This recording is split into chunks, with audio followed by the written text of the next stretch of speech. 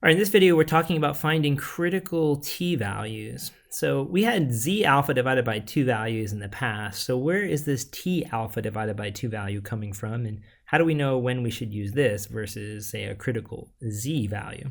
All right, so the t-distribution is used because we have a special situation that occurs when trying to estimate the population mean. If your professor went over the idea of estimating the population mean, or if you watched the video earlier where I discussed that, you'll remember that in order to estimate the population mean with our confidence levels that we specify, like 98%, 99%, 95%, so on and so forth, in order to form a confidence interval, we need to have knowledge of the true standard error of x bar. And that standard error is dependent upon two things: the sample size we choose and the population standard deviation. But knowing the population standard deviation is pretty hard, right? How do we know this guy? How do we know this guy, right? We don't know that guy. That's very difficult to know.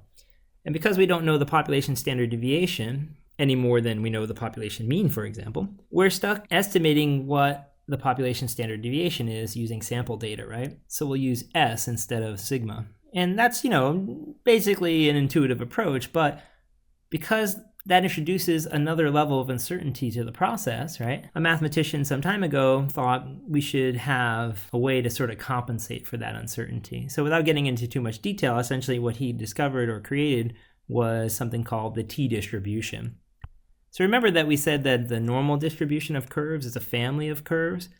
And for example, the z-distribution is a special case of that family of curves, right? And this particular distribution is a bell curve or a normal curve with a mean of 0, standard deviation of 1. Well, likewise, the t-distribution is a family of curves. And for every different sample size you use in your problems, there's a corresponding t-curve that goes with that sample size. So for example, if your sample size was only 10, it might be the red curve here that I've drawn. If it was 20, it might be the one that's in blue, so on and so forth. So for every n that you could use, there's a special t-distribution, or t-curve, I should say, associated with that. So what is consistent about the t-distribution, and how is it similar to the z-distribution? Okay, well, as you can tell from the drawings, the t-curves look bell-shaped, right? In fact, except for the fact that you have them drawn on top of one another, if they were all shown in isolation, right, by themselves, you probably wouldn't even notice the difference between a t and a z. They would probably just look like bell curves, right? So we can say that they're similar in that they're bell-shaped, right? The other thing that's always true about a t-curve is that its mean is 0. And that's very helpful, right? Because that's the same as the mean for the z-distribution. So they have the same mean of 0. Where they differ, however, is the standard deviation.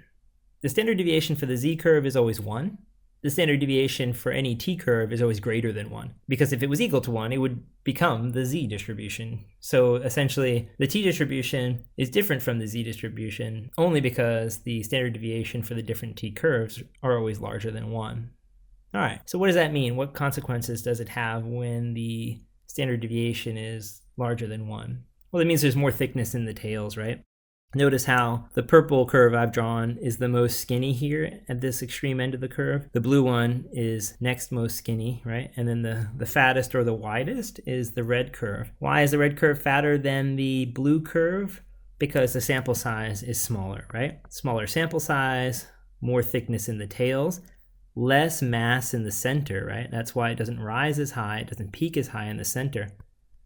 In other words, the central tendency is weaker. It doesn't cluster as much around that mean of 0, whereas the purple z-curve is the most clustered around the center, right? So what would happen as your n's get larger? As they get larger and larger and larger, the trend continues. By the time you get to around n equals 30, there's not that much difference between a z-curve and a t-curve. And of course, as n increases and increases and increases, eventually there's really no visual difference at all between them.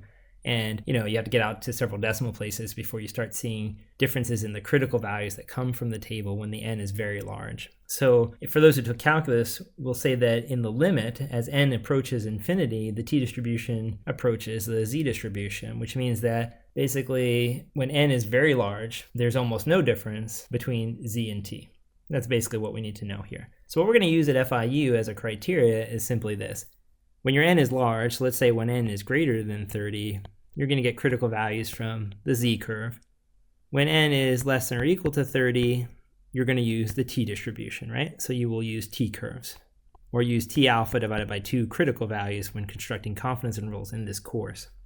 So in my class, I use less than or equal to 30. Some professors maybe use just less than 30. In my class, I'll never let n be equal to 30 because I don't want people to have to remember, gee, did he say less than or equal to 30 or did he just say less than 30? So I'm not going to use 30. I'll use something that's clearly over 30 or something that's under 30, right? So it's clear that you're either using z or t. It actually really doesn't matter much, right? So if you used the criteria n is greater than or equal to 30 for z, that's fine too, right? But the point is that what we're going to do in our class is say, hey, when the sample size is small, use t. When the sample size is large, use z. Simple rule, right? Use the critical z values when your sample size is sufficiently large. That's the basic idea. Now, the next thing I need to know, or the last thing I need to know, I should say, about using this t distribution is that it has something called degrees of freedom. And the degrees of freedom is just a simple formula. Degrees of freedom is just going to be n minus 1.